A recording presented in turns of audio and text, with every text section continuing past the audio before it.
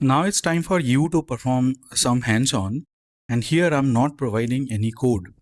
I'll be providing the exercises after every logical break, and make sure that you complete the entire exercise because it might take fair amount of time and it will give you end-to-end idea about how to implement a data pipeline. And what I have done is that I have put the detailed schema here. Obviously, you can look at the schema using the files that I have provided.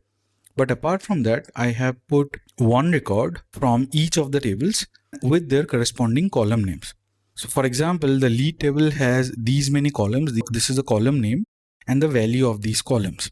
So you'll have to look at this data and then create your objects, perform the processing, etc. Note that a lot of these columns can have null values also. So when you perform exercises later on, as you go along, you'll have to handle the null values also. So these are the schemas for the lead table and the account table. These are the files, the CSV files for lead and account. Similarly, these are the files or the schema for opportunities contact. The column names are there in the CSV file and their corresponding values. I have shown you value for only one row. We have schemas for cases and sales order, then sales order lines, product, vendor, invoices, and then partner. So these are the tables that you are going to use in the entire exercise. And you'll have to use almost all the tables at all the time. So first you'll have to perform some initial setup before you start the first exercise. And in the initial setup, these are the things that you have to do.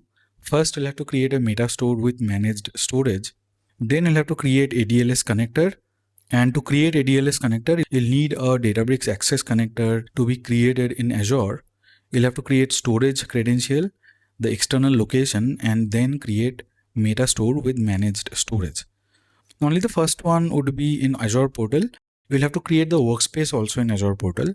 And then you log into the account console and then the workspace console. And in the workspace, you'll have to create the storage credential, external location, and the meta store has to be created in the account console.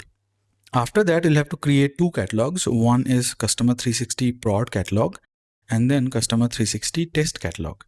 And each catalog should have its own storage location. This is the requirement. Inside of each catalog, you'll have to create the schemas. So in Customer 360 prod catalog, you'll have to create CRM ERP staging, which will be used for staging tables. And then you'll have to create schemas, CRM ERP bronze, silver, and gold. Nothing has to be created in the test catalog. This is something for you to test. If you have to test something, if you have to test any feature, if you have to test any code or debug your code, you can use the test catalog. But the prod catalog has to be used for production implementation. So this is the initial setup, and then you'll have to perform ingest and load. And this is the first exercise. On the left-hand side, you have all these tables. These are the CSV files. So these are the names of the storage container which have to be mapped with Databricks volumes.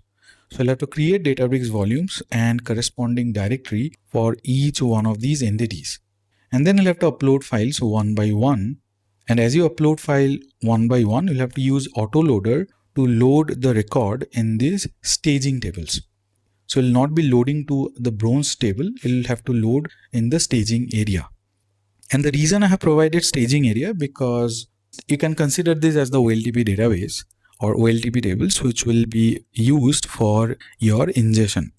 For sales order line and invoice, you'll have to use the copy into command, not the autoloader. And these are the steps that you have to perform. You'll have to upload the files one by one to the corresponding staging tables using autoloader, but you'll have to use copy into to load vendor, product, invoice, and sales order line tables into their corresponding staging area. Now for invoice and sales order line, the files should be uploaded one by one, and then you have to run the copy into command. And you have to make sure that the same records are not loaded again. So essentially, you'll be exploring the capabilities or features of both copy into and autoloader using this. There are certain considerations and there are certain additional functionalities that you have to implement.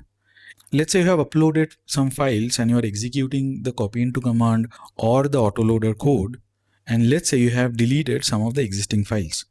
So deleting of the processed file should not give any error. You'll have to make sure that this is handled. The existing files should not be loaded again. and the processed files must be moved to a different Databricks volumes for lead, account, and opportunity tables. You do not have to perform this for any other tables, but for lead, account, and opportunity, you have to make sure that the processed files are moved automatically to a different Databricks volume. And as I mentioned that if you have uploaded files and then you have run either autoloader or copy into, and by accident you have deleted some old files, this should not give any error. Make sure you test all of this. Starting from beginning, make sure you test all the steps and all of them are implemented properly. And finally, in fact, the most important one is that you'll have to use the auto schema inference for loading all staging tables. You cannot use or you cannot provide custom schema. You cannot define your own schema and provide them. You have to use the auto schema inference for autoloader and copy into, and then you load the staging tables. Make sure you do not provide any schema on your own. So this is the first exercise. Please go ahead and complete this in your own workspace.